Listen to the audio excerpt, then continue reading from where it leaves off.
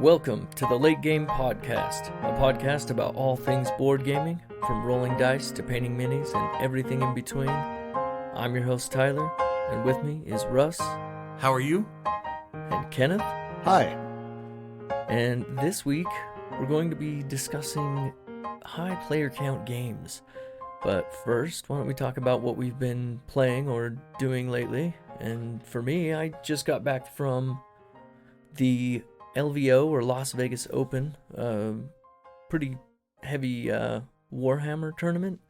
There's quite a few other games that they were playing too.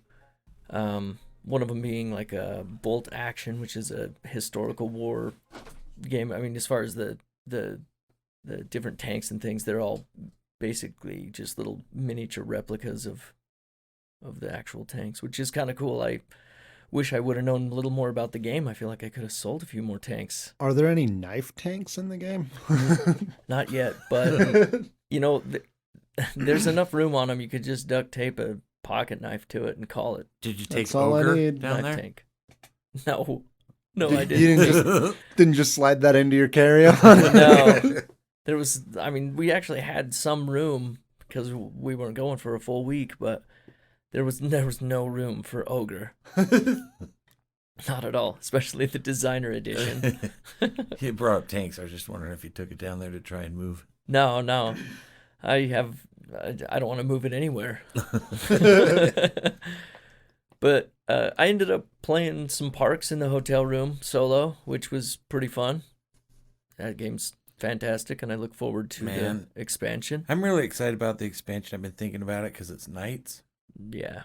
You know, at the end of your hike, you just kind of reset. Mm-hmm. I'm hoping I'm assuming it's something post the hike. So I'm pretty excited about that. One additional step of some sort. Yeah, something that you can do there. That'd be cool. Plus, the art's going to be awesome. I am, with nothing to base it on, I am predicting there will be something to do with constellations. Yeah, I would see that. That seems like the most obvious use of nighttime in that game. Right. Where, you know, in another world, a game like Parks, where you're adventuring through the wilderness, adding a night faction means that bears are going to eat your face. But I don't see them doing that with Parks. So I'm predicting there will be constellations, star constellations. That'd be kind of cool. Another item to collect. Yeah, something. I mean, whether it's you flip over something and see what constellation you see, and then you get a benefit for the night, or whatever. I mean, there's a million and one ways you could do it, but Or you get eaten by bears. Yeah, or you get your face eaten by bears. Yeah. I'd buy it either way. I'm curious how much game they'll add to it and not just art, which I'm totally fine with. Right. I'm still curious if they've been able to get in the, gift shops at National Park shit. Because, man, Yeah. I feel like that thing would just move like crazy. Yeah, I'd be interested to see if anybody's out and about at any of the national parks and you see it, snap a photo. It'd be cool to just promote the game itself and especially in its natural habitat. Yeah. So I did pick up a little game. The yellow booth was just across the way from where I was sat for most of the con. And Yellow had a booth down there? well, they were actually part of another shop, the Little Shop of Magic, right out of Vegas. And they were just tied to their booth, basically, running a bunch of different games. They had Ishtar and this Been one. wanting to try that one. And the one that everybody seemed to want to play a lot of was Littletown over Ishtar. I saw them throw that down a couple of times, maybe 3 or 4, but they had a stack of each game that they were promoting, and by the time that I got to it on Sunday, they had one extra copy of Littletown. So I snagged it. It's a little worker placement game. It's a family weight thing, rules wise, but it's full of plenty of strategic options as you progress through the rounds and develop the board. You start with a map that has a few sections of trees, rocks, or like a pond or something, and you just place one worker, and then you collect the resources that are adjacent to you, whether it's diagonal or to the left or right in the 8 spots around where your guy is. And then after you collect enough resources, then you start building buildings. And throughout the 4 rounds, you just try to earn the most points in buildings that you've built, or you can use some of the resources or coins to pay for victory points on the board through use of certain buildings and things. But if you go to use somebody else's building, it costs you a coin per one that you're going to use, and then whatever resource you have to trade or whatever. But it seems kind of cool, and it's a 2 to 4 player game. Like I said, it's called Little Town, and I feel like it's going to be confused with Tiny Towns quite a bit, which I thought was kind of strange for them to choose a name Little Towns, because we have Tiny Towns already, and I looked into it a little bit further, and this one was actually published, Little Town was actually published in 2017 in Japan. Oh. And then we eventually, absorbed it here in America. But Tiny Towns was published in 2019, so it's the newer of the two, just also the more well-known. But yeah, pretty fun little game. Looking to hopefully get my kids into it. Yeah. Did you guys play anything? I have been playing Sorcerer City quite a bit with the family. Nice. Like me and Ashley got in on a game of that. Yeah. It's pretty all right. I'd like to give it another try. Ashley would really like to give it another try because the opening tile set, so everyone starts off with the same set of tiles to build your kind of like Sorcerer City. Deck and a deck builder. Okay. Yeah. And Ashley's was missing the one to score for magic, which magic is the wild one, so you can dump that score into whatever other. So the things are influence, which grants you some like goals, rewards. So grants you a reward. Influence grants you rewards. There's money to buy stuff, and then victory points. Yep.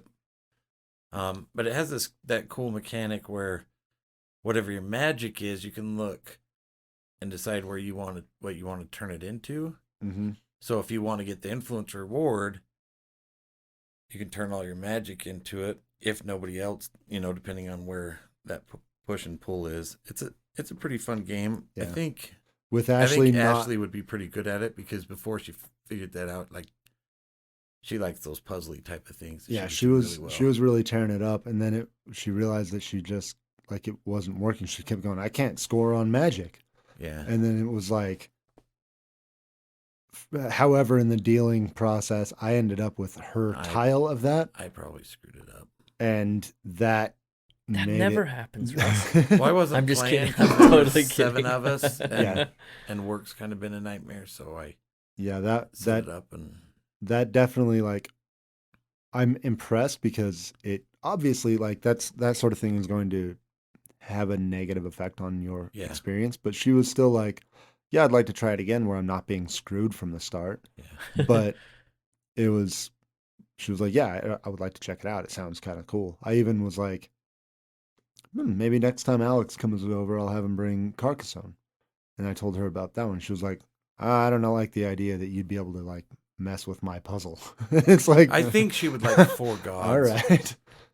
4 Gods is when I played it, and I have it, the scoring's kind of cumbersome at the end, so but it's almost like a jigsaw puzzle because you can have 2 pieces in your hand at a time and there's an actual border, so you're like trying to build this puzzle, and it makes it seem like it's going to be this fast-paced game. It's really not, because it's hard to get your pieces to go. So I think that'd be a fun one to try when it lower player count when Ashley's around. Yeah, that'd be cool. Yeah, Sorcerer City was definitely fun though. And it's unique.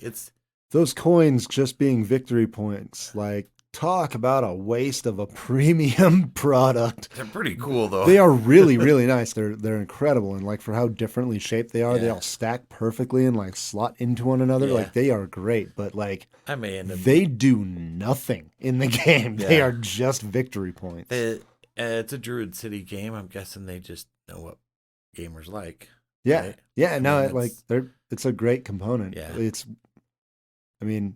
There is money to spend in the game also, but Yeah. That's not what they use it It's for. not a perfect game, but I very much enjoy it. I think, there's some people on BGG that have complained that it's there's broken combos and stuff. I'm sure there is with those kind of games, but there's some very powerful tiles. It's interesting the way the game goes, because if you're just worried about points, you cap out on your points each round, and you do 5 rounds and it's timed. But I love the idea, okay, I want this reward because some of the rewards are really good. So I got to turn my raw magic into influence. But you don't know if others are going to do that too. So it's pretty fun that way. I want to start using there's tiles that you can give out at the beginning, treasures, that pretty much make each deck asymmetrical. They're just random and each player gets 2. Huh. So those might make it even more powerful, but it feels like in the design of it embraces that idea of like crazy combos. Yeah. So. Yeah, for sure.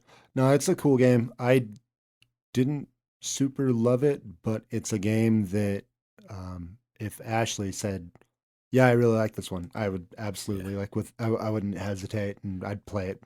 It's for me, it pushes me way out of my comfort zone because it's timed and you have to, like, there's strategy in the time. So as I can really get caught up, like trying to find the most optimal way to place the tiles. Yeah.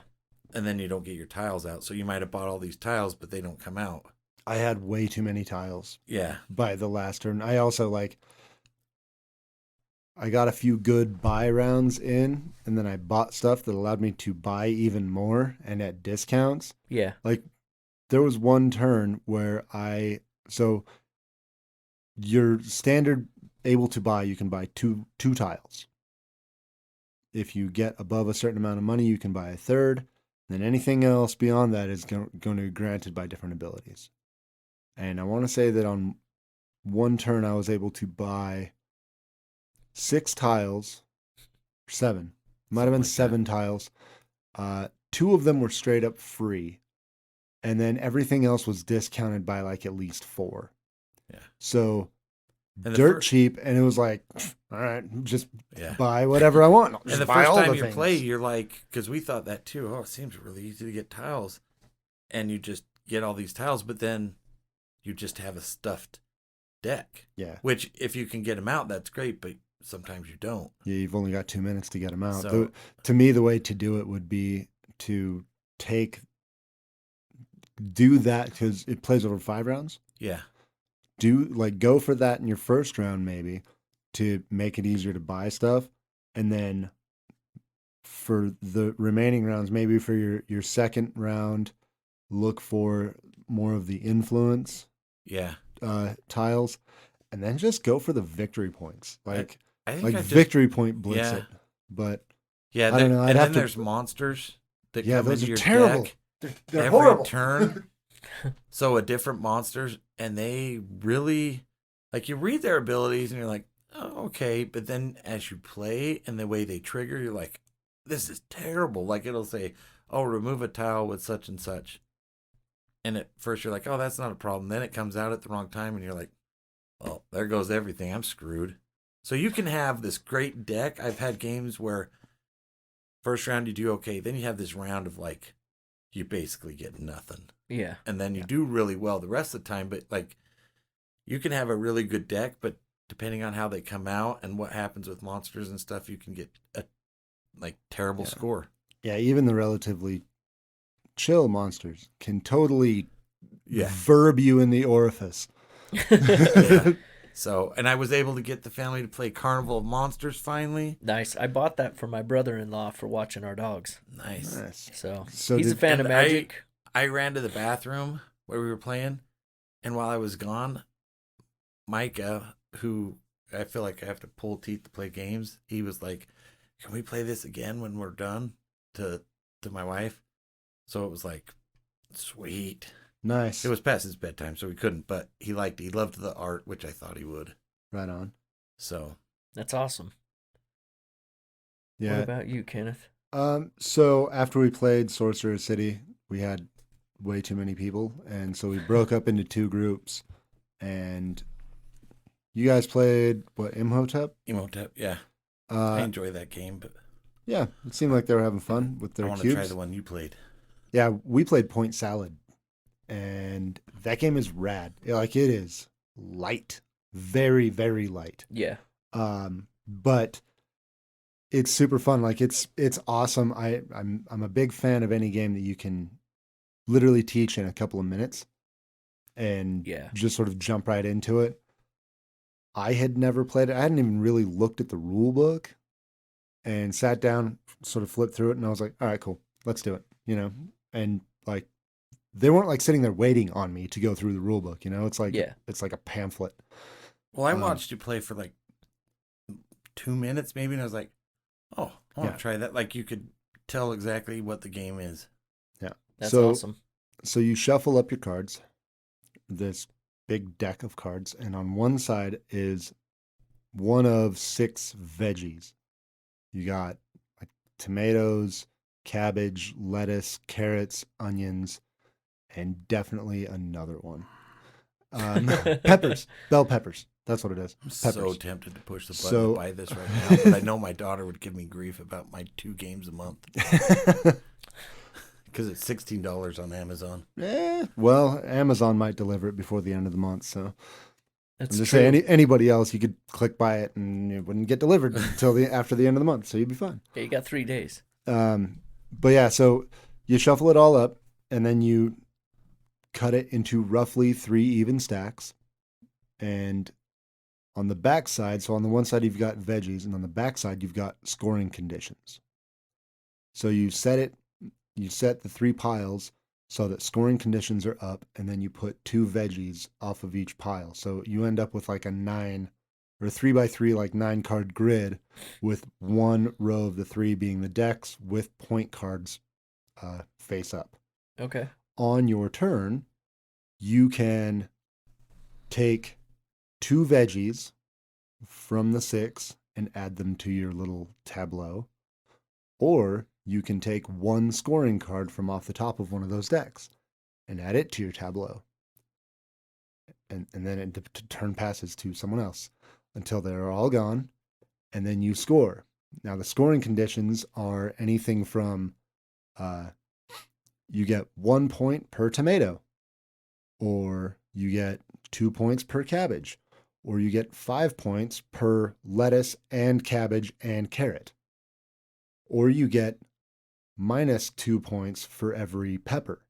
And I believe I could be mistaken, but if not all, very nearly all of them have more than 1 scoring condition. And often it's like, 3 points per tomato and -2 per onion. So it's like, okay, like, have I already grabbed some onions? Do I have another card that's going to give me 1 point per onion? Because then I'm at a net loss of 1 per onion. Yeah. But if I haven't got any onions, 3 points per tomato is great. But then everyone knows that I'm going for tomatoes, so they're going to be trying to grab the tomatoes. And you can see on the scoring cards in the corners, you can see what veggie is going to be on the other side. So when you draft a veggie off the pile of 6, you flip over the next scoring card that's on the top of those piles. Yeah. So if you see that I'm going for tomatoes, and you see that like the next scoring card is tomatoes, that's going to flip over, but there's no tomatoes in the field, you just pick a scoring card that isn't going to hurt you, and you've shut down my tomatoes for the turn. Yeah. It's certainly may or may not have purchased that as you were discussing. Yeah, I mean, I think you can probably read between the lines on that one. It's only $16, and the way, like, how quick it was, like, I know that's going to be hit with my extended family and my neighbors. Yeah, I can't imagine someone who enjoys lighter fare that wouldn't enjoy this game. If all you like is perfect to teach that idea of point salad, right? That Yeah. whole concept of some of the Euro games and Yeah. and how it all works. If all you want to do is play crunchy Euros or chuck all the dice with the biggest miniatures, this isn't going to do nothing for you. But if you like throwing down on a quick, lighter game, I mean, so while they played Imhotep, we played 3 games of Point Salad and 2 games of the Mind. That's awesome. Yeah. So like it plays quick. I mean, a game of Point Salad takes 15 minutes ish. Yeah. And it feels good. It's fun. Like it doesn't overstay its welcome. It leaves you wanting more, but in such a way that you don't go, man, I'd really like to play that again, but I don't really feel like devoting the time to it. It's like, all right, let's do it right now. Sure. And it's like, okay, we played 3 and it was like, all right, I think we're done. 45 minutes of Point Salad was enough. Cool. And it was great. And then we put it away. And I look forward to playing it again because it's a really fun little, light, quick, colorful, fun game. Yeah. It sounds pretty thinky considering how simple the rule set is. Love as far as those what kind you of can games. do I with, love those kind of games. the small component Yeah. being cards And- only, and And it plays up to 6 too, which is always like that's helpful. that's cool for those like little filler games. Like I want to say I think it can go 2 to 6. So it's kind of perfect for that thing of like if me and you show up and these guys and Russ and the other guys are like an hour and a half into a 2-hour game, it's like, okay, we can sit here and like stare longingly into each other's eyes. No thanks. We could talk about stuff, or we could throw down on 2 to 3 games of Point Salad while they're doing that, and kill the time and have fun, and without like having to take up a whole bunch of space, Right. and without having to worry about too much like time dedication and all of that. It's rad. I very highly recommend Point Salad. That's cool. Yeah, I look forward to giving it a shot. I also got 2 plays of Terraforming Mars in. Yeah. Because that was the first game for our EuroLeague. That's right. That's I had too to. bad. That you missed. I had to miss the first week of EuroLeague. Lucky you. So I don't know. Well, actually, it kind of sounds like it was a lucky one to miss. Well, so Who won? what you couldn't hear was me shaking my head. The no kind of shaking, Did not you- nodding, shaking. Did you play with expansions and stuff, or just Nope, base? just the base game. We played a game at my house beforehand because Ben had never played, and the time on that was cutting it very close to be able to get to league night in time. As a matter of fact, I was like 10 minutes late getting there. We ended up like it said start at 6. We ended up not starting until 6:30. The game that we played beforehand took like 2.5, almost 3 hours. The game that we played on League took like just under an hour and a half. Like blitzed through the game, and like so there was 5 tables playing it at League. 3 of them were done at about the same time. Like we started around 6:30, and 3 tables were done around 8. The other 2 took a while, but playing it like the game at my house and just playing it in general reminded me that I really, really like that game. Like it's been a while since I've played it, and it is just good. It is such a good game. It's like mechanically, it's just rock solid. The theme is great. There's 1,000,001 different options and like different strategies to go for, and there's a lot of player interaction for being such a multiplayer solitaire type of game where you're looking down at your own tableau. Right. Yeah, it was really, really fun to get that one on the table again at all, and I really want to play some of the expansions. As far as League goes, so with the teams, they break you up and they put you all on different tables. And the team is Alex, Tyler, Ben, and myself, with Alex's friend Derek as our alternate, who was playing for Tyler. And each of us came in dead last on our table. Like all 4 of us, we were all the losers. But I bet like, most of those people play that game quite a bit. yes, but I mean, it wasn't like it didn't feel like there was, I mean, all three of the other guys at my table clearly were familiar with the game. They knew it. They knew strategies. They were familiar with the cards. Not that I'm not familiar with it, but they were distinctly more familiar with it than me, I would say. Yeah. That said, like the final score when we played me, Alex, and Ben, it was the top score was 72, 66, and 51.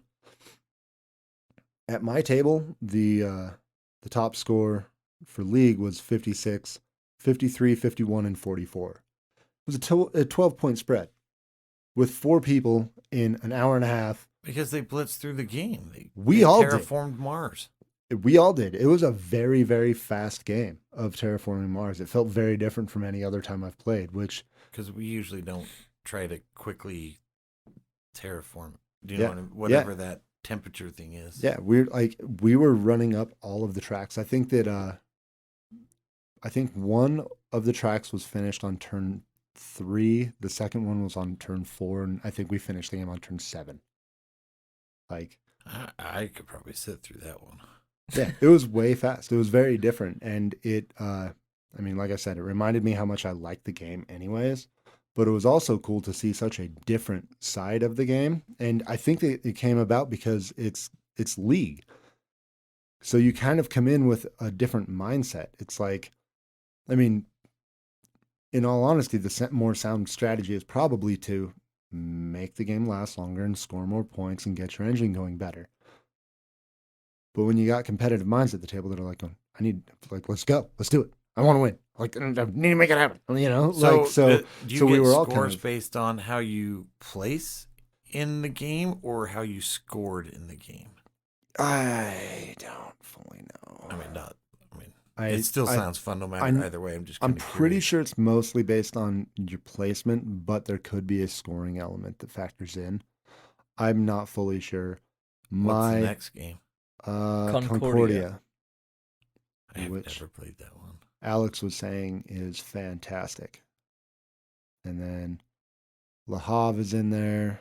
Great Western Trail is in there. Imperial 2030 is Imperial 2030 next, and then Great Western, and then Brass. Brass Birmingham. Yeah. Is that why you signed up for the league? No, I signed up for the league because for $5, there's a potential to win some prizes, and it's a reason for me to go, hey, I'm going to go play games. So you had 4 teams, though, right? 5 teams. That's pretty cool. Yeah. Yeah, there's 5 teams. Man, that's cool. I wonder if other stores could get on that. Yeah. Or Tim do it a day, I can do it. Game night. But that's pretty good turnout. I mean, that's similar to what they get at Keyforge and stuff on a regular basis. Yeah, no, that whole back area of the store was pretty well full of people playing Terraforming Mars. And it was a really fun atmosphere. And I mean, definitely like there was people playing serious, but my table was very light atmosphere. Yeah. I mean, this guy named Mike did the thing that always happens at our game nights, especially when you are there or Zach is there, where he spent half the game bitching about how he was getting screwed over and he couldn't get anything going and everyone was hurting him. He came in second. Yeah. Getting toward the end, he was like, or as we were scoring. That is Zach anytime we play. He will complain about what's going on. Oh, I do that often too. I will own that. But yeah, he was like going, I can't believe that can't be. I need to go over. Let me run down the scores again because I can't believe that I came in second. And I was like, in my gaming group, it's tradition that whoever bitches the most ends up usually winning. He's like, but I feel like an asshole. Yep. And I was like, as is tradition. Like that's what happens. Yes. You bitch about how bad you've got it through the entire game, and then you either win or come very close to winning, and you go, oh, really? I spent the last hour and a half bitching? See, really? Part of it is I think out loud, bitching, but because I have all these other things I want to do that seem better, but it's ends up not being better, I don't think. So it's like kind of going through that process. Yeah. And then It when was- you win, I always feel like, oh man, you're an ass. It was also kind of a strange thing where, like, so I don't have what I would call an uncommon name, but I certainly don't have a common name. Kenneth is nowhere. Was there another Kenneth? Dude, so there was a fellow who went by the name Fitz, and I'm pretty sure that was his last name. And then there was Ken, and Mike's middle name is Ken. There was 3 of us at the table. I was like, really? What? It was, That's pretty awesome. yeah, dude, it was kind of wild. But they were all really cool guys, and Alex seemed like he had fun. Ben seemed like he had fun, even though we all just got our asses handed to yeah. us. We all sucked. I love putting competition to stuff when it doesn't go overboard. We had that awesome community in Dice Masters. Yeah. And I love it with Keyforge, but some of those guys get a little bit more into it than I do. It's still fun, but it's not like we had at Dice Masters. If we could get like board games doing that at a store, I would. That would be amazing to me. Yeah, I heard from some pretty reliable sources that in years past, the EuroLeague can be a little too serious, and I was a bit nervous about that going in. The type of games, I can see that happen. Yeah. Yeah, I mean, and see, I'm fine with like playing serious, but I straight up, like, I told Alex, I was like, yo, I've heard from more than one person now, and like more than one person who's like opinions on this sort of thing, I'm inclined to respect. If they're going to be dicks, I'm not going to keep playing. Like, I'm telling you now, I'll finish tonight and I will just not show up Yeah. anymore. If that's the way, if that's what this is going to be, didn't get any of that. I didn't That's see good. anyone acting like a dick. I mean, the dude Mike was kind of complaining, but he kept it lighthearted. It was that I mean, Yeah. similar to how you and Yeah. Zach get, where it's just like, oh, woe is me. Oh yeah, you're winning. But it, like, you can laugh it off. You can talk smack Right. and have a good Yeah. time with it. And they were it was a group of 3 really cool guys So that I I got have to play with. I have a desire for a tournament, and I don't know if we'll ever get enough copies to do this. I want a massive tournament of World Championship Roulette where you have like different tables. Last man standing moves on. Oh man, that would be amazing Well, Alex did a print and play of it, so because that game is bonkers. Yeah. I It's would, hard to find. I think too. I think I would probably have a heart attack by the end of a tournament like that if I kept winning, but it would be good. I would be down with that, but only if we call it World Championship Russian Roulette World Championship. That would have to be the title of the tournament. It'd be a fun tournament. It Some would be games good. are really good in tournament. Yeah. I was very surprised at how good Codenames was in the tournament. Like, that was amazing. Yeah. And I was okay on the game until then, and then really enjoyed it after that. Yeah. We also That's decided, we kind of, in our little Discord chat, we had a talk of what our team name should be. And turns out that, like, what I think is funny, most people find to be rather irritating or frustrating, because the name of our team is Cube to the third power, or Cube cubed. Like, and it was like, what? Cube 3 cube? You're just cube now. Just, it's cube, whatever. It was Like- seen all over again, Yeah, wasn't it? dude. Well, it was funny because, like, the difference between the scene thing is it wasn't like just repeatedly saying it the exact same, like with just an air of confusion to it. It was cube to the third power. Okay, cubed, and like it changed every time to where it kind of just got to, you guys are cube. It's cubed. And we're like, it's cubed. And they're like, whatever. But I still think it's hilarious that it's cube to the third power or cubed. I like it. Yeah. It works. Yeah. Well, So, there are a couple of games that I've been trying to get reviews done for. One just funded on Kickstarter called 13 Monsters. That is, it's a pretty light and basic memory style game, but it has an element of combat and set collection as well.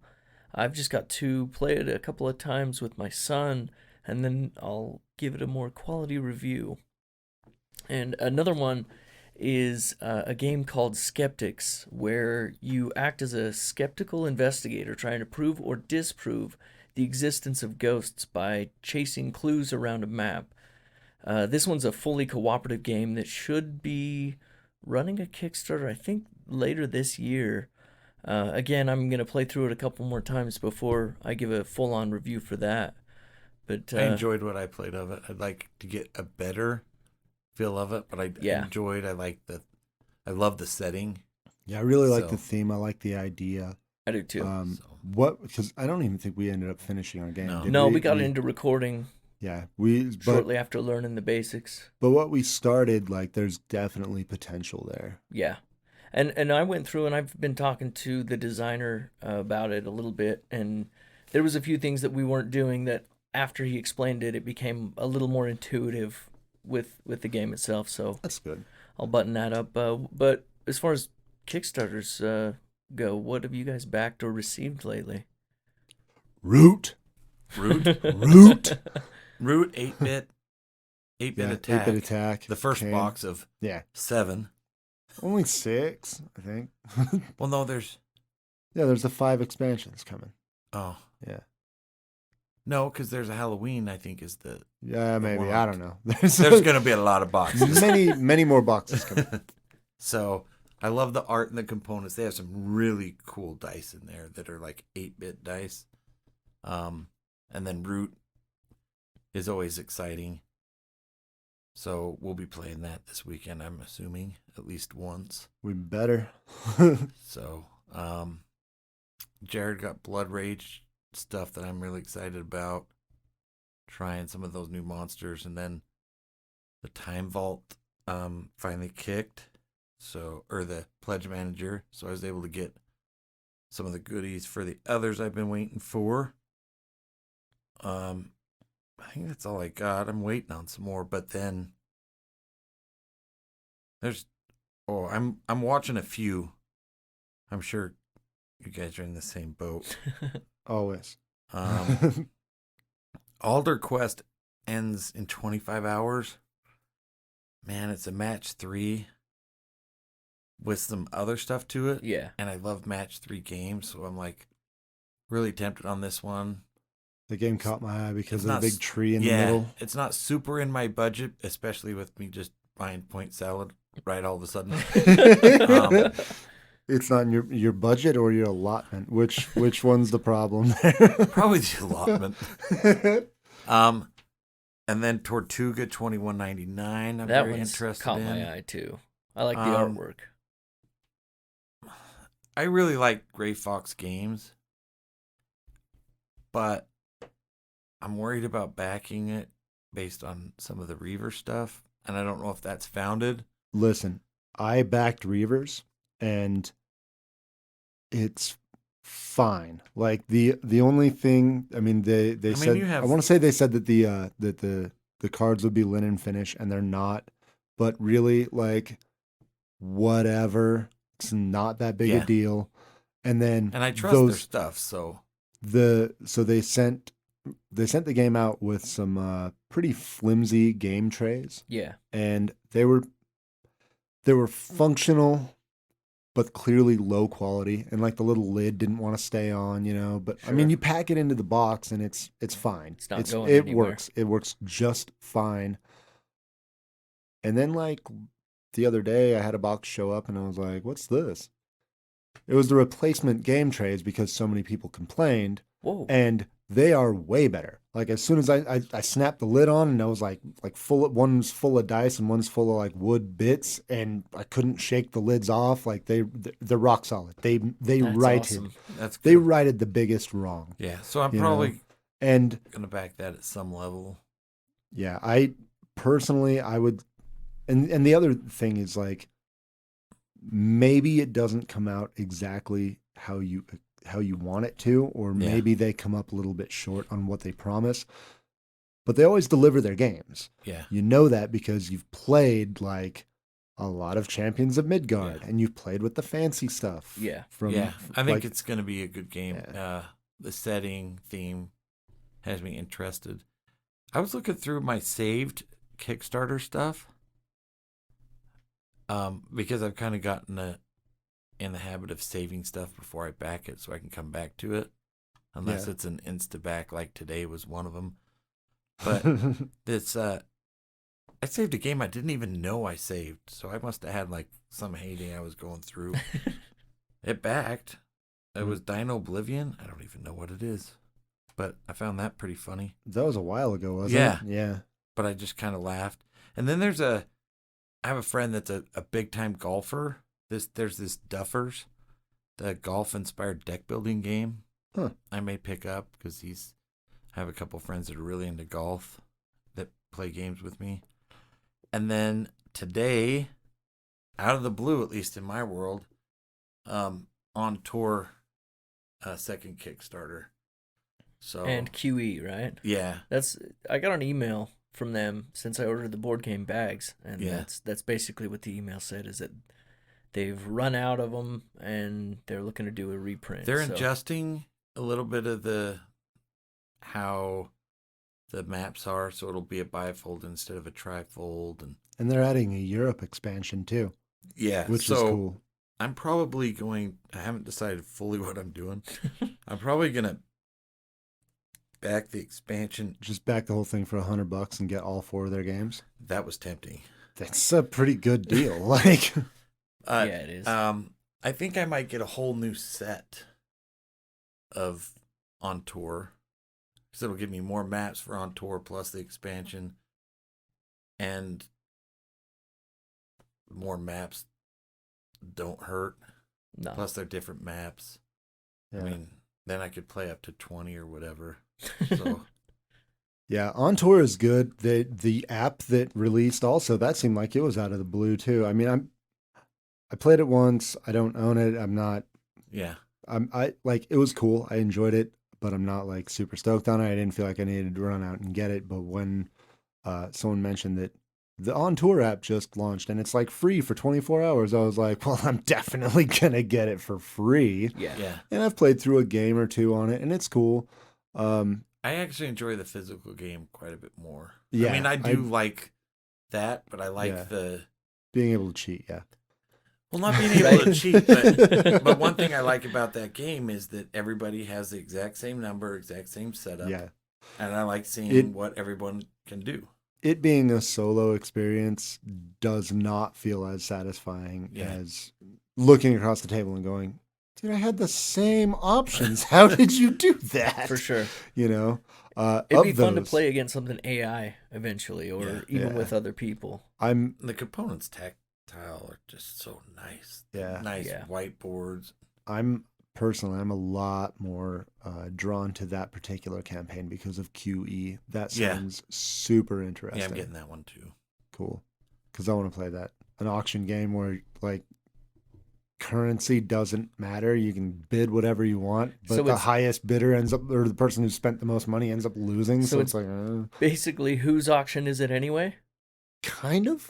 Yeah. Yeah. I mean, like, the points are made up, and you're auctioning to get things, and like the goal is to get the most things, but whoever spends the most money outright loses. So it's like, you're definitely playing more against each other than you are the game. Sure. Absolutely. And it just seems cool. It seems like one of those games that'll like create a really good group dynamic. And, and it'll be a lot of fun with a loud group like ours. Yeah. That's awesome. Yeah, I'm undecided, but I've got that one saved. I'm watching that one. It's definitely my price point where it's like, ooh, yeah, gotta pick that up, right?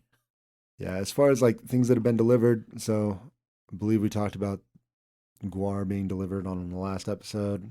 Pretty excited about that. Still haven't played it yet, but it's there.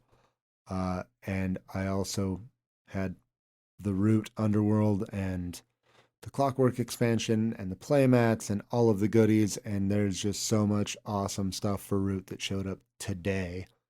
And very excited about that. And I also got the replacement game trays for Reavers of Midgard, which they're really nice. Made me happy. That's a cool move. And I also got my Valkyries for Valhalla, along with like a ton of other cards. Like, instead of sending me the one deck of cards that I was missing, they sent me 6 decks of cards. They want to make sure you had it. clearly they wanted to make sure I had doubles of almost everything. So like I get this box and I'm kind of looking at it and I'm like going, not quite sure what this is. And I'm like, it's from Poland. All right, maybe that's my Valkyries, but it's like the size of a shoebox, like a small shoebox. I'm like, that seemed awfully big for a deck of cards. And I pick it up and I was like, that's a lot heavier than a deck of cards. Then I'm starting to go like, okay, so what is in here? I mean, the most logical thing I'm thinking is Valhalla, but it doesn't feel like that unless they just sent me a ton of cards. But that seems ridiculous because this weighs a lot, for a deck of cards. So I was kind of thinking maybe it was if there was something that I missed in like who manufactures another game that I ordered recently, PAX Transhumanity, because I know that it's a smaller box. So I was like, maybe that's what's in here. I don't know. Open it up. No, it's just a ton of content for Valhalla. Like you So, needed more. That's awesome. Yeah. So like they went above and beyond. They made it way more than just right Yeah. with the missing Valkyries, and I really look forward to playing that one again. That's awesome to hear about Um, these Kickstarters, not only, making things good, but better than that. yeah. As far as ones that I'm watching, a couple weeks ago there was a game called Grendha that launched. It's a miniature skirmish game. It looks kind of cool. I don't know. The biggest problem is it ends at about the same time as two other big ones that I'm backing. I'm not going to drop my pledge for Oath or Apex Theropod. Those are the games that I'm backing right, and Knife Tank. Locked in. I'm so backing Knife Tank. I'm so excited about that. Back Knife Tank? No, man, we just added you onto my pledge. Oh yeah, okay. I did back it in a way. Yeah. Yeah, last week I was like, on the podcast. I was like, it didn't show up on my Kickstarter. Oh crap. There's also this game that launched today actually, and it doesn't look like it's doing super awesome, but it's called Vigilante, and so it's a semi-co-op game of like heroes and villains where you kind of have teams, but like if you got three, it's like up to like 6 players. So if 3 of the people are heroes, they're kind of working together, and if the other 3 are villains, they're kind of working against the heroes. They're kind of working together, but they're kind of not. I haven't really dug too far into exactly how it plays, but saw a lot of like Facebook advertisements for it over the last month, and it kind of caught my eye and it sounded interesting.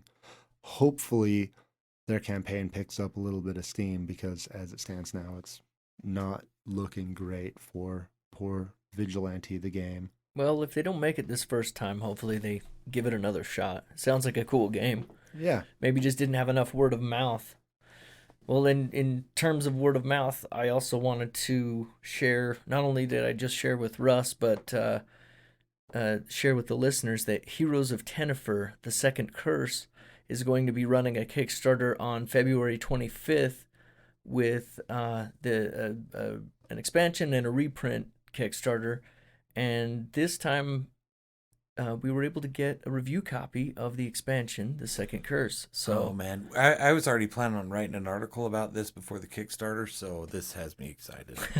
Like I really dug this game, and I have been waiting for an expansion since I got it. So that's awesome. Yeah, I've been interacting with the designer and publisher for a minute, and he found an extra copy in the review stack for us, so he sent it our way. So I look forward to playing it again. Well, I guess for the first time, but playing another review copy is what I mean. But yeah, it's pretty rad looking. The artwork's cool. As much as Russ has talked that one up, I look forward to trying it out. it's just a little different than every other deck builder. You play 3 cards, it's co-op, you dungeons. It's just different enough that it's catchy. And Your luck element seems interesting. And the price point was, I think, $19. It's another one of those that I consider complete.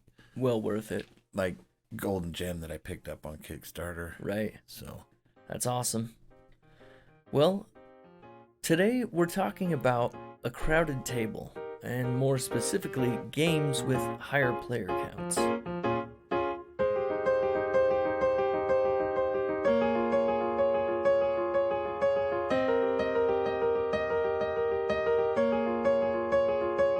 I think is a problem that a lot of gamers run into. It's a good problem to have, Right. right? But like some of the games we were talking about earlier, heavy Euros, not a lot of those work at a 6-player count simply because of downtime. Yeah. Too much of a standstill. Yeah. So you hear a lot of people asking, well, what's a good game for over 6? Because typically it's all party games. Well, on that note, what makes a great high player count game great? For me, I think it's simultaneous action for the most part. Not all of them, because I think there's 2 categories for me. It's simultaneous actions or territory control, or dudes on a map, whatever you want to call it. Those 2 seem to be my favorite high player counts. Not only, but for the most part, those 2 things. Right. Because it helps eliminate downtime.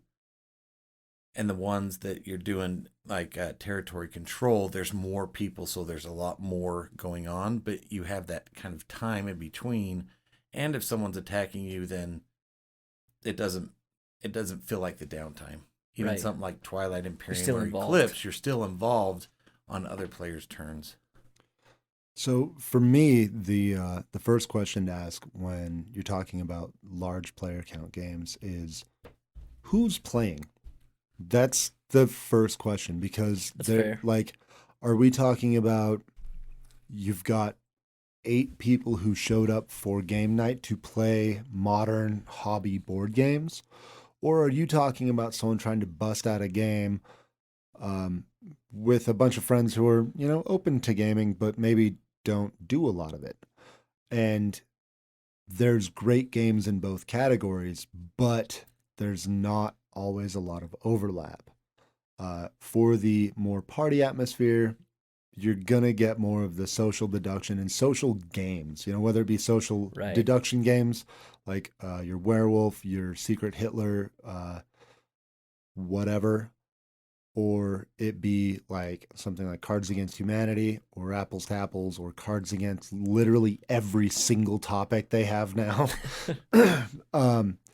Or you'll get games like Codenames where you're on teams and you can Right. it's just the more social that lend themselves to the bigger player counts. Or you've got the games that it's like, okay, we're going to really dig into a game here. And that's where like a Twilight Imperium or a much faster but just as meaty game, Sidereal Confluence. Well, see, and that's one that I don't own. Sidereal Confluence just sings at large player count because of how much simultaneous action there is. Personally, and I know I've said it on the show before, like Twilight Imperium, I love Twilight Imperium. And the first thing that really caught my attention about it, I mean, I saw the giant box and I was like, that thing's ridiculous. Why is there a lion on it? Like, what's going on? Why is he wearing a hoodie? And like, it was kind of whatever. And I was talking to someone, I almost want to say it was Jared, was like, yeah, that game's like legendary in hobby board gaming when I was new to it, And he was like, yeah. I was like, well, yeah, look at it. It's huge. Like, it's this ridiculously large box. Again, I was new to board gaming. I didn't know about Cthulhu Wars and Hate and Batman and all these other games that just dwarf it now. But it was the biggest box in the store. And I was kind of like, I'm curious about that. I don't know. And he was like, yeah, it's like a big, giant, like, epic space game. And I was like, whatever, epic space game. Don't really care. He's like, yeah, games take like 8 to 12 hours. And I was like, wait a minute. That I'm interested in. And I know that I'm a rare breed where I'm genuinely like excited to sit down and play for like an entire calendar day, one single game. Most people don't want to do that. And it's not something that I would want to do all the time, but I like that. I do like the idea of sitting down and playing a giant epic game. Right. And there's plenty of games that are the larger player counts. You get into like the mega games, like Mega Civ, or there's a new one that I would have probably ordered it if it was just a bit more practical for our group, but it's just not, called Western Empires, which is 5 to 9 player, like map of Europe, very much like civilization building game. It's fairly new, and they're going to, and it's like from Eastern Europe through Western Europe Okay. is the map, and the different societies there and stuff. And coming up later this year, possibly it's even launched now because I haven't looked into it for a while. They're making Eastern empires, which is like Asia, China, Russia, like, so you can just sort of push those two maps together.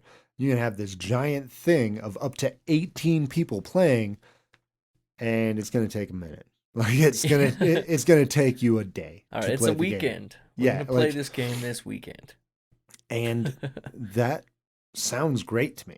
Like that, Sure. and I totally understand why, and I understand that there's a lot of people who would go, no, count me way out. Don't even consider counting me in. Definitely. And I get that, and but I firmly fall into the like, yeah, like if we've got the time, if we can make that happen, let's absolutely do make that happen, because Sure. that sounds like one of the most unique and coolest experiences in the hobby to me.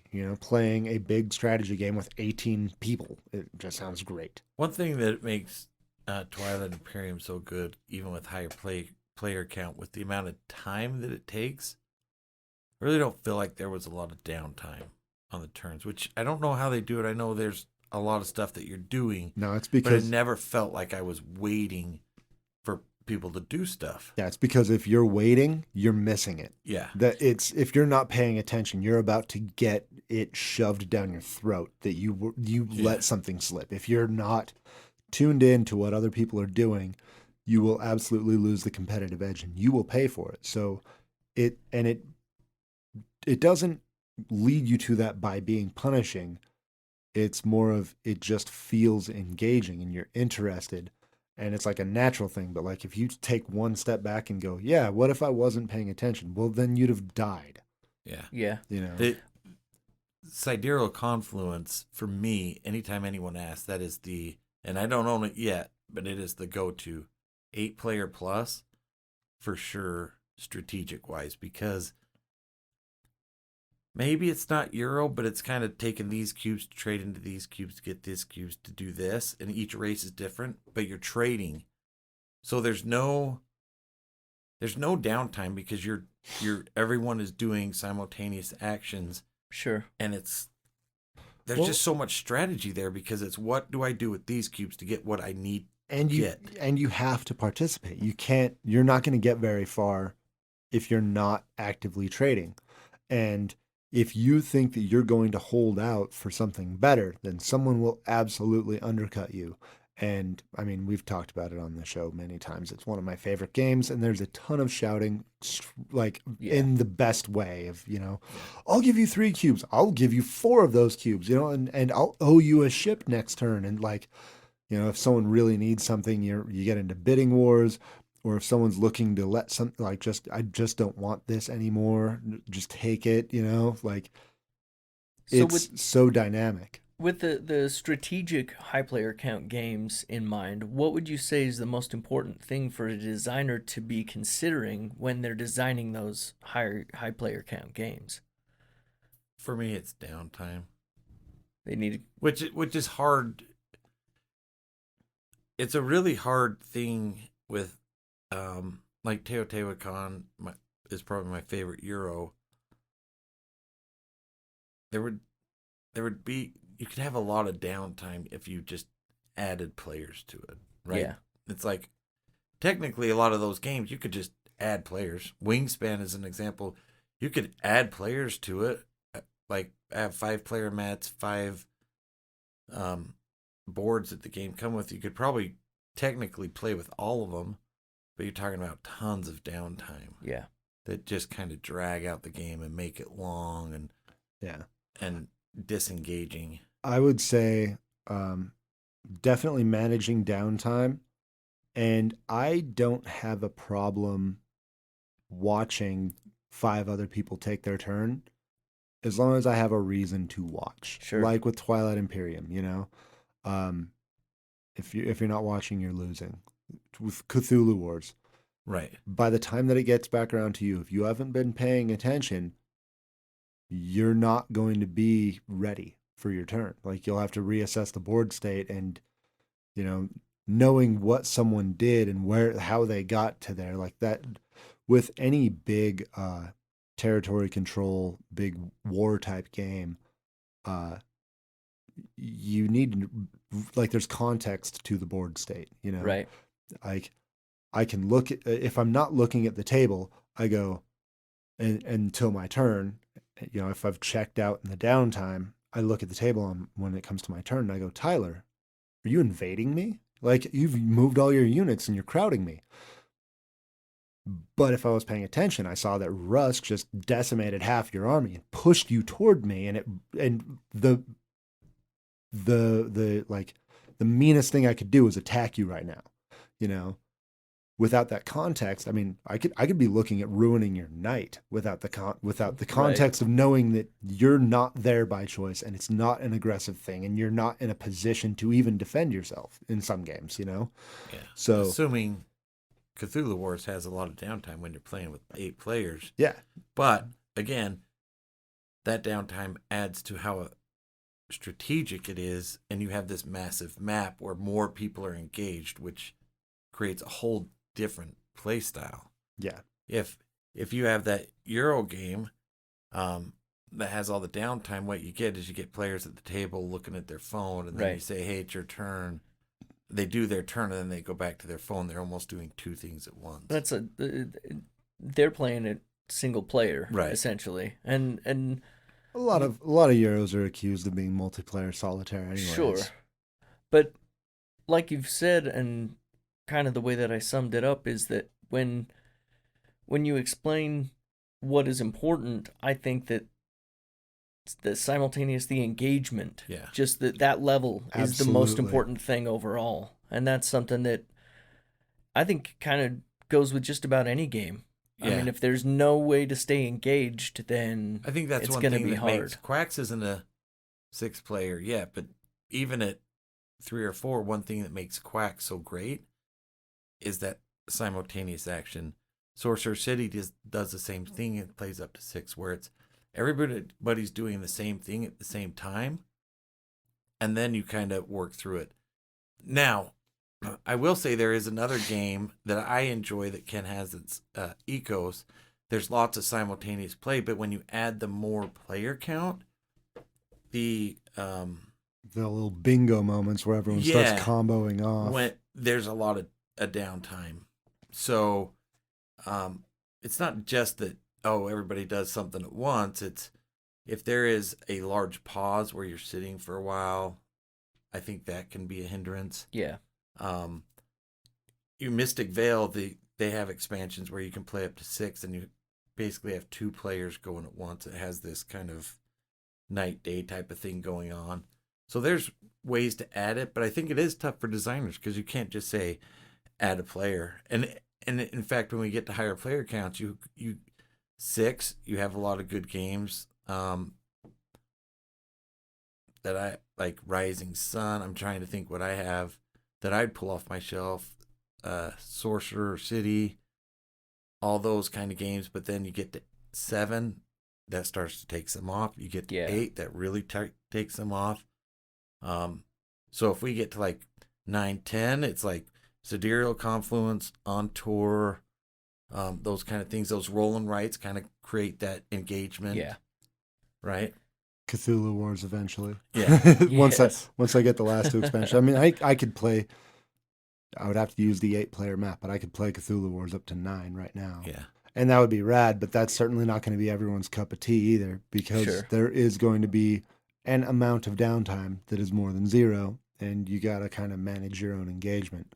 Right. Cthulhu Wars also helps where on your turn, you're not doing a bunch of things. You do a thing, and then the next person does a thing. Yeah. And it goes around the table relatively quick. Well, and like with a game like that, there's the chance that you're going to be interacted with in some sort of, a combat style thing. You're going to be engaged off turn. For sure. And and one that comes to mind for me was our 6-player game of Scythe.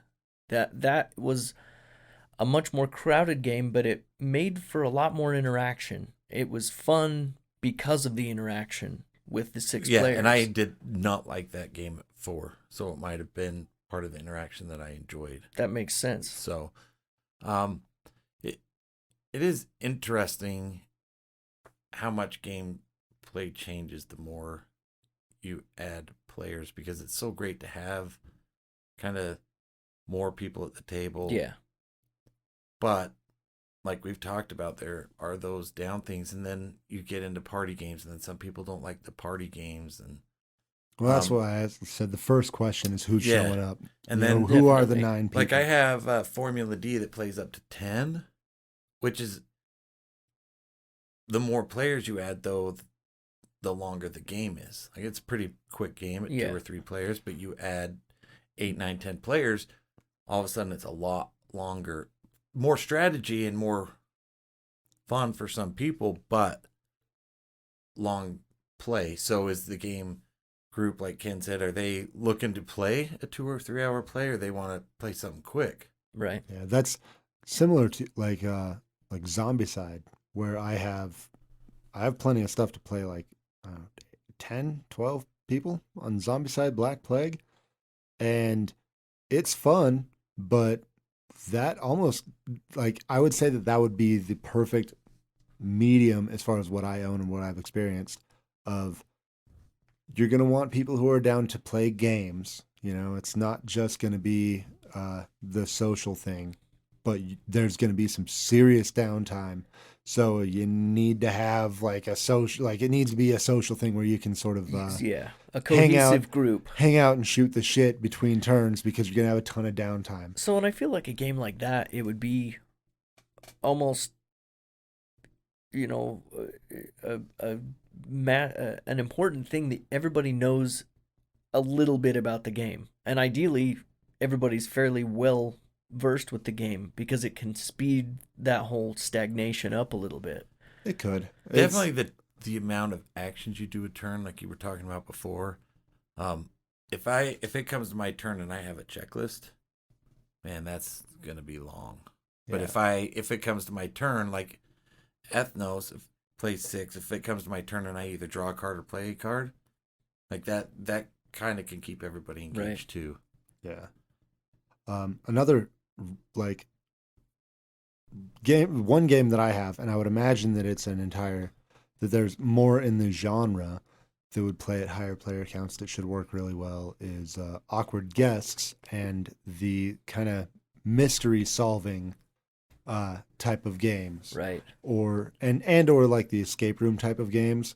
I've heard that with some of those, you can play a lot of people, but it gets cumbersome. I haven't played any escape room games, so I'm not sure.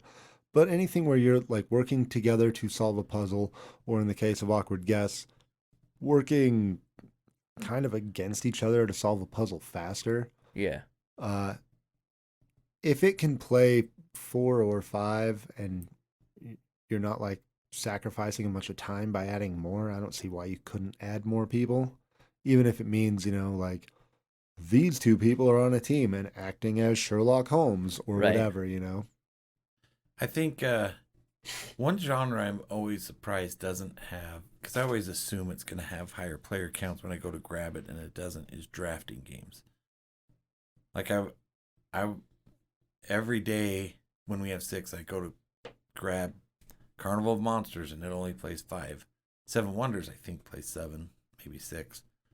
But I'm always curious why that doesn't add more, but then, you know, the cards don't get all the way around the table. It makes sense in a way, but you need more cards, a bigger hand, right, more variety and or less variety, so that you can have more strategies spread among more people. But I think you could develop a game that's basically you add, kind of like Point Salad, where you add a few cards for player count. You could do that with a drafting game. Yeah, and I'm confident that Point Salad at the full 6 would play in 20 minutes. Like, it's and you can always add players. We've done that plenty with some of our games. I mean, we've played games that house ruled with added players. I don't even know what the official player count is for Evolution with my set. I think we've played up to 9 people with everything, and It I mean, adds a that's- little chaos. Some people don't like it, but That's similar to Zombicide. When Yeah. we played Zombicide with like 8 of us or whatever, there's not written rules for that. There's rules for like up to 6, I think. yeah, But if you buy the expansions, you can end up with more of the player boards. Whatever. If I wouldn't have bought the expansions if I didn't have the base game that came with 6. So you're kind of you're telling me that it's okay to add these in. Yeah. And it gets up to, like I said, I think that I have enough for like 10 or 12 people. So while there aren't written rules for it, you can just sort of extrapolate on what is written and go, okay, so I see what you do. I mean, the difficulty in Zombicide scales by everyone does a thing with the zombies on their turn anyways, so whatever. Yeah. I think they a lot of those games like that Evolution, they're trying to avoid the downtime. Because for me, a game like Evolution, yes, I understand the downtime can be rough if you don't love that game, but the bigger group creates a much more unique ecosystem, right? It's not like there's 2 or 3 people vying for food. There is 9. Would you And call you've it got weather. Would you call it a ecosystem? Yeah. So the thing I think is important to look at, I'll just repeat my words. Think. When you're looking at a game with high player count, does it play your player count that you want, or is it better at higher player counts? Like some games play higher player count. Sidereal Confluence shines with a higher player count.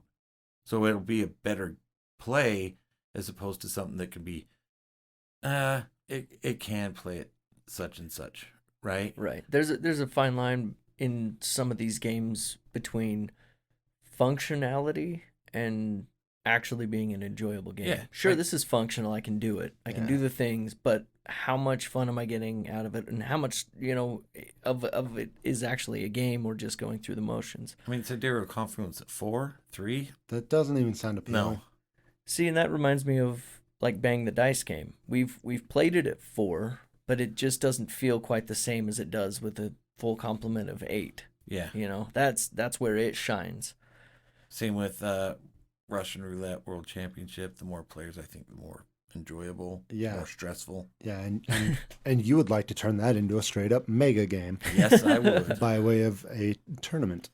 Hey, I And- want and that would be a rad. conference mega game of Sidereal Confluence. We just have Yeah. like That'd be ridiculous. 20, 30 So good. people. You just repeat the races, and Let's see how many almost people we like can get to bring it to SaltCon. almost like a stock room, right? Like the New Yeah. York Stock Exchange, where you're like, I got this, and then you have a timer and the round ends, and you got to go do what you got to do, and then you start again.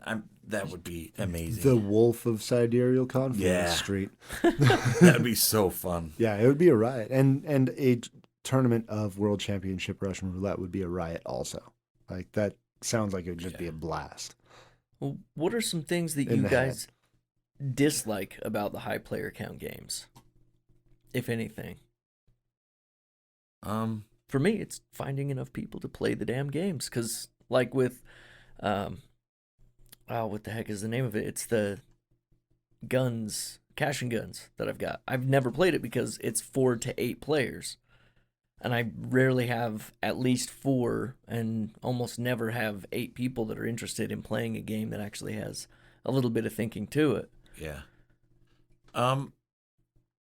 For me, it's more the lighterness or the lightness of the game. A lot of times, I mean, I don't know if that's making sense, but a lot of them turn into party games. I enjoy all of them. I love the crunchier ones, like on tour. Doesn't matter if it's 2 to whatever, however many boards you got. Yeah. It still provides that crunch, and the more players you get to see what the heck does everybody have, Yeah, because you have the exact same information. You get to see a lot of different brains at work, So which is cool. And It then is something cool. like Sidereal Confluence. So those ones, it's kind of that replayability. Like, I really enjoy a lot of games at high player counts, but how many times can you play it Right. and keep enjoying it back to back? I don't know. Downtime is killer. Definitely. And that's I've brought that up a lot, but that seems Pretty to be much the only in any thing. game, Yeah, downtime can be a real yeah, unpleasant I thing. think really for higher player counts, the simplicity of your turn, if that makes sense. Mm-hmm. Like, what are you doing on your turn? Are you going through a giant checklist because you've only played the game 2 or 3 times that you need to remember? Like, Root has a high player count. It has a large. Not really. Go 6, right? I want to say that in the official rules that it says to only play it at 4. We just decided to Oh, use everything and play it at 7. Yeah. So And it was awesome. Yeah. So you could play it at that. I always assumed it was a high player count. So, I mean, you do have the downtime, but the more people start to get to know it, the better it works. Cole Worley isn't going to come to your house and tell you that you can't do that. Like, knock it off the table. Yeah. No, you do not put another faction on Root there. police here. And some of it's how much I like it. Evolution has a lot of downtime when you're playing an epic game of 9 people with 3 ages and different weather and different storms. But I get involved and just love the whole idea of, ooh, that guy's a carnivore, that I've got to protect against that. Oh, this animal, that's gone. I've got to come up with something new to start getting those guys. And so, Yeah, for me, I honestly kind of make a distinct separation, and it's not like me looking at social games and going, those aren't real games, but I tend to, in my mind, separate a game that is facilitating social with like a social situation from the high player count like strategy games. So like the only experience that I had with Werewolf was fine. It wasn't awesome. I can see where the potential is, and I can see why the genre exists and why there are hits within the genre, and I would like to explore that genre a bit more. we should try Avalon. I really want to It try. has more rules. I really want to try Secret Hitler. Yeah. Like, you know, I've and heard a lot of decent things. I watched Zombieland Double Tap, and in one of the special features, Bill Murray talked about that's what he did the night before filming is played a bunch of Secret Hitler and got shit-faced. nice. So those games and like I've got friends and family that love to get together and play Cards Against Humanity. Yeah. And I am down. But if you look on my BG Stats app, I don't have any plays of Cards Against Humanity logged because it's not playing the end result, like the way that I feel afterwards. I don't feel as though I just played a game. I feel that I did a social thing. I socialized with my friends around this construct, just like not just like, but in the same vein as like a bunch of people sitting on the couch passing controllers around playing Mortal Kombat or like Mario Kart or Madden or whatever, you know. Well, like Just One is a popular, very popular game right now. It's a social game. It's very fun to play, but do you keep score? I mean, for me, that I fall more into that. Like, I've never played Cards Against Humanity, but those kind of games, it's like, if you're not worried about the score, it's an activity, and there's nothing wrong with that. Yes, it's a game, but it's a group activity, and why do we get caught in that argument that some do? But it's kind of that idea of like, oh yeah, there's this way to score and play if you want to, but let's just keep this going as long as we want it. Right. And so the other side of that, so I kind of have those exist and they're fun and they're like, I got no problem with them, but it's not something that like attracts me, and mostly because I don't view it. It's not the same thing for me as playing a game. Not to say that they're not games, but it doesn't tickle the same parts of my brain. Right. So if we're talking about large player count games, I tend to think large player count, large experience. I want to play the epic games. I want to play that 8 to 10 hour game of Twilight Imperium or Game of Thrones, the board game, or Diplomacy, or this new Western Empires, or Zoocracy. Zoocracy, it seems like it'll go a little shorter. Dang it. But still need to play it. Dominant Species, I've heard can run long. Like there's a lot of games that look really cool that I want to play that are going to take longer. Root at 7 was a blast to me. It took forever. But I am the type that I don't mind that downtime. To me, it adds in its own way to the epic experience. And that's what I want in a big game. I want a bunch of us to have a big experience together. If you're going to cram 9 chairs around a table, like, let's make it worth it. You know, otherwise, why are we playing with 9 people?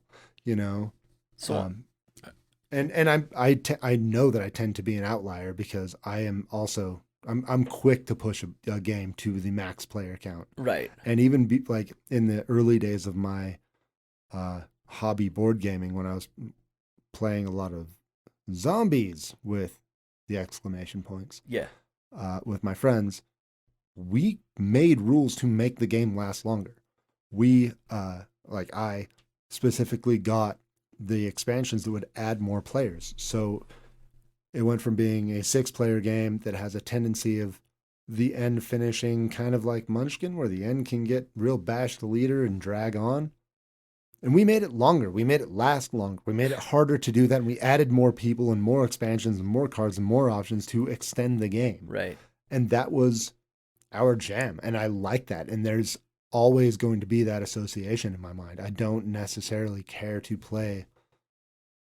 I mean, the right game, I'm down with whatever.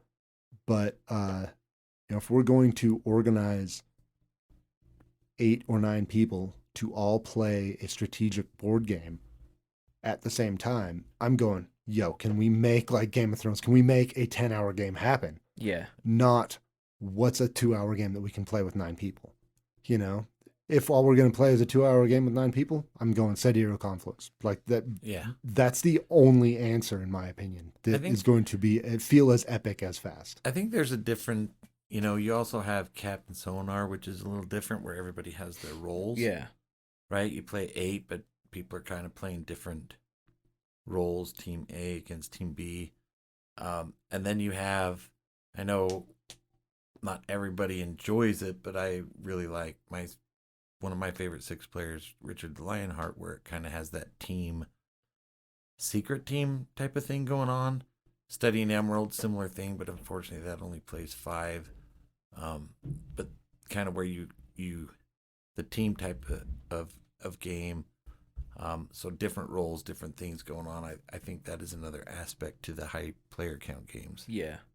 Well, on that note, what are 2 of your top games with higher player counts? For me, I'm going to jump right to Scythe, because I like the way that plays with a more congested board all around. And then Bang the Dice game, because it's kind of got that social deduction atmosphere to it, but it's also, there's enough of a game in it that it takes some thinking, but it's also silly and, loose enough a game that you can have a couple of drinks and share a quality experience with non-gamers. Yeah. Since I've already mentioned some, Sidereal Confluence, especially if people ask me, that is my number 1 recommendation. But only if they're looking for a strategic game of high player count, because it's so different. It is incredibly different than anything out there. And give it a chance. The rules, and when you start reading it, I will tell you, I wanted to poke something in my eye and I wanted to be out of there. I couldn't wait to be done with the game. Yeah. And then we started playing. It was like everything clicked. It's different. It's like Pit from when you were a kid on steroids and amazing. And you can trade anything and you can do anything. And the lack of rules makes it more chaotic. Yeah. But for me, one that we haven't talked about is Roar. It's a different kind of territory control game. And the map is pretty small. It's Africa. If you get 6 players on there, it's pretty wild and it's fun. That's cool. So I really enjoy that one. And then Sorcerer City that I talked about with the simultaneous actions. Sure. That's awesome. What about you, Kenneth? Well, one that I kind of glossed over, and part of it is because I haven't played it at the really high player counts, and I would like to, is Awkward Guests. I think that, yeah, there's going to be some downtime, but I think it'd be so much better with higher player count, though. I could see the card play getting more chaotic with higher player count, and I think that would just make it more interesting, more challenging, and just a better overall experience. I look forward to getting that to the table with more people. What's think the it would limit be, on that I one? think it would be Up hard. to 8. Yeah, I think it would be Nice. harder to remember who has what cards, so you wouldn't be getting stuff, which would definitely. add so much more to the game. Exactly. Another one that I want to mention that I don't even know how it didn't cross my mind, that really, like, it hits a lot of the things that we're looking at and could be played with basically any skill level of gamer, including, like, I mean, it could be the first board game that someone plays.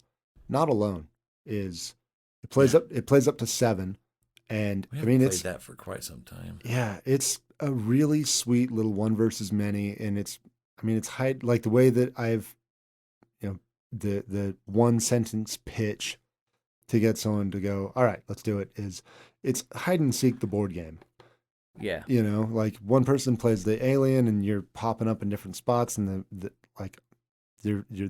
locations are dictated by cards, and if you are in the same spot as one of the explorers or the people who crash landed there, you get them. If they're not there, then, or if they are somewhere else, then they get an ability based on the location.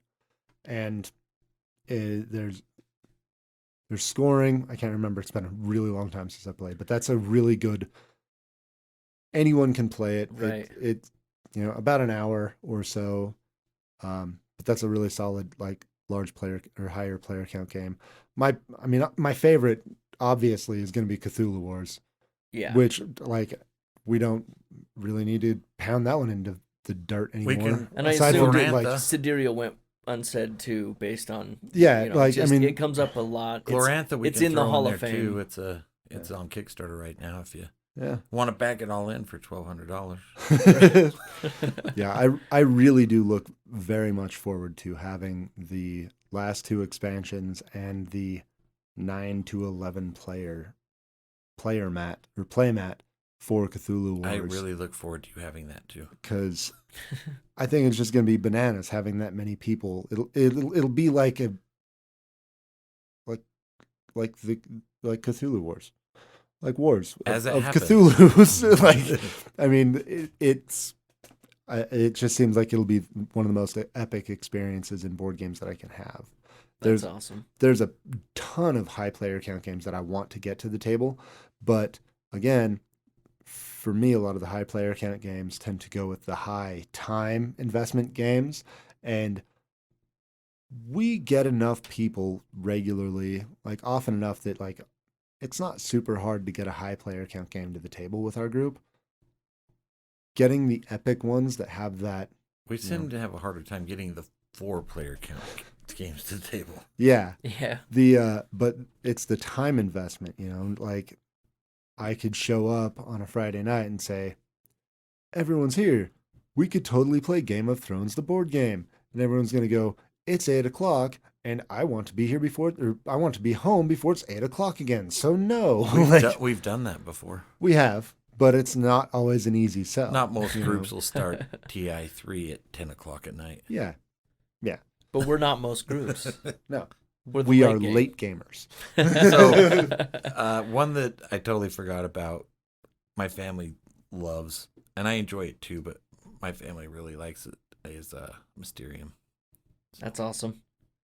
Yeah, that's one that I'd like to have hit the table here at home one of these times, because I think that it's something that my mom might enjoy too. She's been a big fan of Clue and, that dynamic of a game. So I think it would hit on all cylinders there. But in the meantime, please rate and review the show on iTunes, Stitcher, Spotify, or whatever podcatcher that you use, or just send an email to thelategamepodcast@gmail.com. Thanks again for staying up with The Late Game.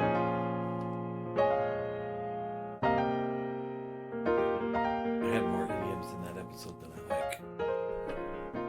You're They an weren't idiom. really idioms, but it said like back to back, meaning I like games that are like. So it sounded like an idiom, so it was really bugging me.